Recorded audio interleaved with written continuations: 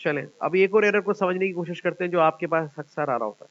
ये मैंने प्रोग्राम को कॉपी किया यहाँ से और इसको बंद कर दिया, कंट्रोल एस करके सेव किया था, कंट्रोल ए करके सिलेक्ट ऑल किया था, कंट्रोल सी करके कॉपी किया था, और अब मैंने कंट्रोल डब्ल्यू करके फाइल बंद करके कंट्रोल एन करके न्यू फाइल लिए और कंट्रोल वी करके मैंने यहाँ प्रोग्राम पेस्ट कर दिया। अब मैं इस प्रोग्राम को सेव कर रहा हूँ और इसका नाम कुछ ऐसा रख रहा हूँ, ठीक है, कुछ ऐसा नाम रख रहा हूँ ये मैंने,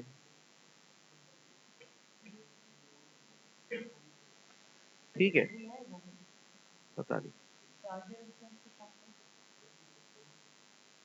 अब ये मैंने रखा तो ये सेव ही नहीं हुआ, इसके अंदर पता नहीं कहाँ चला गया। और इसके अंदर जाके फिर मैंने इसको दोबारा सेव करने की कोशिश करी तो ये सेव नहीं कर पा रहा है इस फाइल का नाम, क्योंकि इस फाइल के नाम में कुछ कैरेक्टर्स हैं और कुछ ऐसी चीजें आ गई हैं जिस वजह से सेव नहीं कर पा रहा। तो मैंने इसका नाम जो है दोबारा से चेंज किया और अब इसका नाम मैं थोड़ा सा मैग्नीफायर खोल देता हूँ यहाँ पे, ठीक है, और मैंने यहाँ पे रख दिया CCC.CCC.S ऐसा करके कोई नाम रख दिया। तो ये सेव हो गया और कंपाइल में जाके इसको कंपाइल किया हमने यहाँ से, ठीक है। अब देखो ये एरर आ रहा है इसके अंदर, ये अजीब गरीब किस्म का एरर आ गया, हालांकि प्रोग्राम बिल्कुल सही लिखा हुआ है हमारा, उसमें मैंने तो कोई चेंज किया ही नहीं, वही प्रोग्राम है, कोई चेंज नहीं है, देखें सेम है, लेकिन आपके पास एरर आ रहे हैं अजीबोगरीब, assembler message, no such instructions, using name space, junk after expression, operand size mismatch for integer, अजीबोगरीब एरर है। यहां पर आपको समझना होगा कि आपके प्रोग्राम में कोई एरर नहीं है, क्योंकि किसी लाइन नंबर की तरफ तो वो इंडिकेट नहीं कर रहा। इस एरर का मतलब है कि आपकी अपनी फाइल का नाम जो है ना सही नहीं लिखा है, फाइल का नाम सही नहीं है। मैंने आपको हर दफा समझाया है कि फाइल का नाम आप क्या रखेंगे।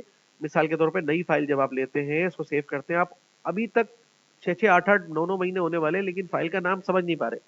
फाइल का नाम रखें मीनिंगफुल। क्या रखेंगे? मीनिंगफुल। अब आप क्या रखेंगे उसका फाइल का नाम? फॉर एग्जाम्पल अब देखिए मैं सेव कर रहा हूँ, अब मैं क्या सीख रहा हूँ, एरर फाइंड करना। तो मैंने लिख दिया एरर फाइंडिंग, स्पेस दे सकते हैं, और एरर फाइंडिंग। अब मेरी ये फाइल दूसरी है तो 02, ठीक है, या उसके साथ 2 लिख दिया, ठीक है।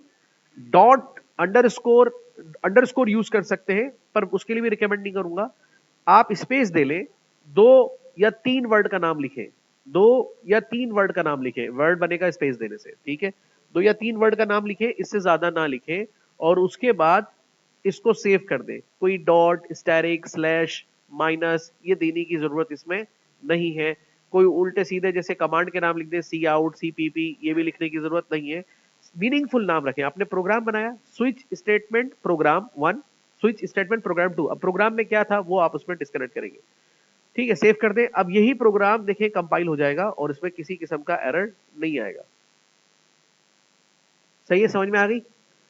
ओके, अब ये वाला एरर भी आपका सॉल्व हो गया, फाइल नेम कैसा रखना है और क्या है। अच्छा, इसके फॉन्ट साइज कम ज्यादा करना तो मैंने बताया हुआ है, कंट्रोल का बटन दबा के स्क्रोलर को कम ज्यादा करेंगे तो आपका फॉन्ट खुद ही एडजस्ट हो जाएगा ऑटो, और आगे पीछे एडजस्ट हो सकेगा, ठीक है।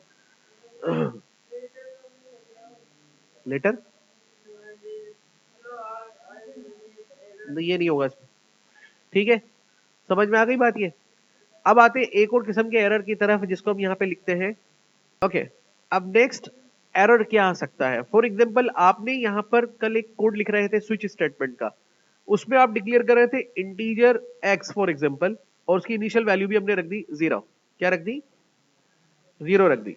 उसके बाद आपने इसके ऊपर एक मैसेज लिख दिया, suppose to be whatever जो भी मैसेज था, एंटर नेम, ठीक है, और यहाँ पे कर दिया। अब यहां पर आप इनपुट ले रहे हैं सी इन से, ठीक है, cin greater than greater than greater than, और यहां पे लिख रहे हैं एक्स, ठीक है। अब क्या होगा? अभी कुछ भी नहीं होगा, बिल्कुल सही प्रोग्राम चलेगा, आपका कोई प्रॉब्लम में एरर नहीं आएगा, कंपाइलेशन में तो कोई मसला नहीं आएगा। अब मसला ये है कि आपने वेरिएबल लिया इंटीजर, ये तो नंबर स्टोर करेगा, और इनपुट ले रहे हैं आप, कहकर मैसेज दिखा रहे हैं इंटर नेम, तो यूजर क्या लिखेगा? नेम लिखेगा, नंबर लिखेगा। अब जब वो नंबर लिखेगा तो अब इसका आउटपुट देखिए क्या आएगा। यहाँ पे लेस देन करके एक्स का आउटपुट भी ले रहे हैं नेक्स्ट लाइन के ऊपर, तो नेक्स्ट लाइन के लिए मैं यहाँ पे लिख लेता हूं जरा, ठीक है, तो यहाँ पे हम लिख देते हैं। अब इस तरह के एरर में आप जब भी कोई इसको कंपाइल करेंगे, कोई एरर नहीं है। ये एरर कौन सा कहलाता है? ये कहलाता है लॉजिकल एरर। कौन सा एरर? मतलब मैंने आपको बोला जाओ पानी लेकर आओ, और आप उबलता हुआ पानी ले आए। अब ये क्या बात हो गई? तो हम कहेंगे यार इसने ऑर्डर नहीं माना, ऑर्डर तो माना है, लेकिन ये कहेगा मुझे क्या पता कौन सा पानी मांगा था आपने, ठंडा मांगा था गर्म, मैं तो उबलता हुआ ले आया और मेरा मूड था उस वक्त ठंडा पानी पीने का। ये इस तरह की बात है। मशीन को, मशीन के कोड के हिसाब से कोई एरर नहीं है, कोई एरर नहीं है, लेकिन आपका प्रोग्राम एरर दे देगा जब रन करेगा। जैसे रन करेंगे प्रोग्राम को तो देखो कह रहा है इनपुट करो वैल्यू, अब यहाँ पे वो यूजर डालेगा प्रोग्राम और एंटर करेगा तो आउटपुट क्या आ रहा है, 0। तो ये तरह के एरर कहलाते हैं लॉजिकल एरर। इसको आपको अपने दिमाग से सही करना है। यहां पर आपको जो जरूरत है, किस चीज की जरूरत है, यहां पर आपको जरूरत है एक अदद क्या लगाने की, एक करेक्शन करने की जरूरत है। करेक्शन क्या हो सकती है भाई, जब आप सिंगल कैरेक्टर का कह रहे हैं इनपुट लेने के लिए, तो आप यहां पे सिर्फ ये करें, ठीक है, आपको यहां पे इंटीजर को हटा के 4 लगाना होगा। अब भी एरर है, अब भी एरर है।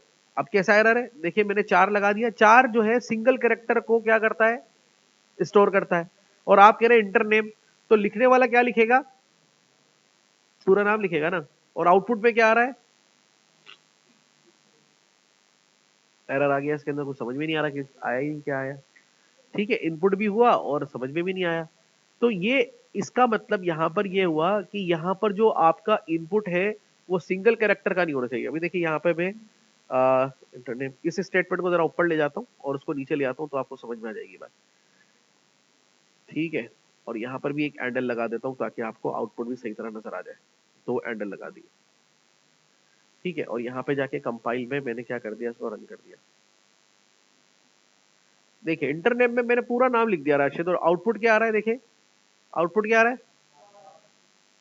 आई बात समझ में। ये भी लॉजिकल एरर है। आप यूजर को डायरेक्शन दे रहे हैं नेम लिखने की, तो वो नेम लिखेगा ना। और नेम लिखने के लिए 4 जो वेरिएबल है वो इनफ नहीं है, ये तो सिंगल कैरेक्टर स्टोर करेगा, इसलिए वो पहला वाला कैरेक्टर स्टोर किया और बाकी को उसने क्या कर दिया, निकाल दिया। सही है। तो इस सूरत में आप यहां वेरिएबल कौन सा डिक्लेयर करेंगे, स्ट्रिंग।